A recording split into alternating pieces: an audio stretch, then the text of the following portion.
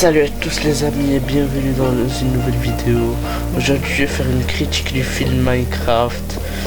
Mais avant de commencer, n'oubliez pas de liker et de vous abonner.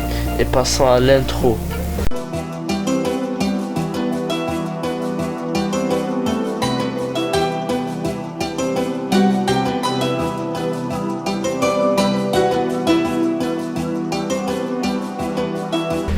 Déjà cette vidéo sera divisée en plusieurs parties. Déjà l'introduction, la partie spoiler, et après conclusion et mon avis.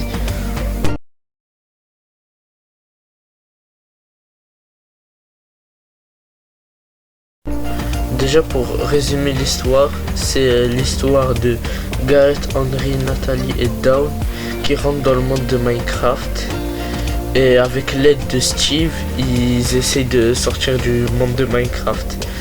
Juste dans leur chemin, ils vont trouver des piglins qui essayent de détruire le monde de Minecraft. C'est une histoire très basique, c'est un film destiné à un public familial ou un public très jeune. Pour ceux qui ne l'avaient pas compris, c'est inspiré du jeu vidéo du même nom, Minecraft. On a Gareth qui est incarné par l'acteur Jason Momoa et qui est un ancien champion du jeu vidéo. On a aussi Henry, un jeune homme brillant qui aime bricoler et qui est très créatif, incarné par Sébastien Eugène Hansen, je sais pas si ça le prononce bien. On a aussi sa sœur Nathalie, incarnée par Emma Myers. Et on a Dawn, la femme qui aime les animaux, qui aime aller aux zoos et tout, incarné par Daniel Brooks. Le film est réalisé par Jared S. Ah oui, j'ai oublié Steve, qui est incarné par Jack Black.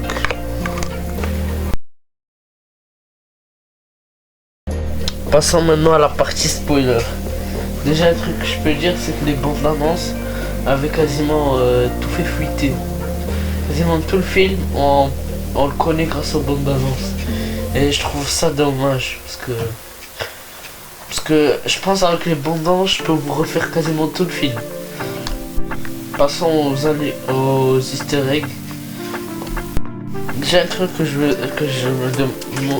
envie de savoir, à quoi ils ont servi Nathalie et l'autre, la Dawn. Parce que à mon goût, tout le travail c'est Steve, Gareth et Henry qui l'ont fait. Après, un truc que j'ai trouvé totalement inutile, c'est la relation entre le villageois et la blonde. Merlin, je sais pas quoi, je crois pas. Voilà, entre eux deux, c'est... Déjà, on a eu que 3 scènes ensemble. Juste la scène dans le resto, la scène où elle la percute, et pendant le crédit, il y a une scène où ils sont dans un bureau et tout. Après, le villageois il se met à parler avec la langue des humains. Donc c'est un truc, c'est par rapport à Steve, je voulais dire. Steve dans les jeux, c'est un personnage de mystérieux, il parle pas, il est muet. Là dans le film, il fait que de parler. Ça va, j'ai bien aimé son personnage. Pas comme des gens, pas comme des critiques. Ça ressemble plus à du Jack Black que du Steve. Par contre, un truc que j'ai aimé, c'est les anecdotes, les petits easter eggs, les petits trucs cachés. Par exemple, à un moment, ils étaient dans un village et on voyait un cochon avec une couronne. Et en fait, pour ceux qui n'ont pas compris, ça représente un youtubeur américain qui s'appelle Technoblade. Après l'intro, dès qu'on commence le film, on a comme dans Minecraft Java, quand il se charge notre monde, il y a le même chargement. un truc, je sais pas si c'est un truc bien ou un truc mauvais. Je trouve le film il est passé super vite. Déjà qu'il faisait 1h40. Pour moi c'est comme s'il y avait 3 minutes qui se sont écoulées. Ce que j'ai aimé d'autres. Ça on l'avait vu dans les bandes annonces, mais un peu les crafts originaux. Ça m'a comme le truc de Croquette qui a fabriqué Henry et le double saut de Gareth. Seulement que Gareth, il y a des gens, j'ai vu dans les critiques qu'ils ont pas aimé. Moi j'ai bien aimé le personnage de Gareth.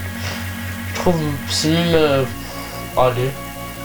Et déjà ils ont trouvé cringe, mais ça va, il est un peu drôle, je l'aime bien. Mais j'ai pas grand chose à dire. Après on va parler de la scène post-crédit. La scène post-crédit c'est juste Steve qui revient à son ancienne maison et il rencontre Alex. Pour ceux qui n'ont pas joué à Minecraft, Alex c'est l'autre personnage jouable. Un peu quand tu commences le jeu, t'as Steve et Alex dans le jeu, c'est ça. J'ai des petites hypothèses pour le futur. Déjà je pense c'est quasiment sûr il y aura une suite pour les autres que je vais vous citer. Déjà la scène post-crédit. Déjà il y a beaucoup de trucs du monde de Minecraft qui nous ont pas montré. Déjà ils nous ont montré juste une petite partie du Nether. Ils nous ont pas montré l'End. Ils nous ont pas montré ils nous ont pas trop montré les mines. Quoi d'autre? Aussi ouais, on nous a pas montré les temples du sable. On nous a pas montré voilà, on nous a pas montré beaucoup de choses. Et aussi la chaîne, en plus de la scène post-crédit, donc en fait le film il a rapporté beaucoup à Warner Bros.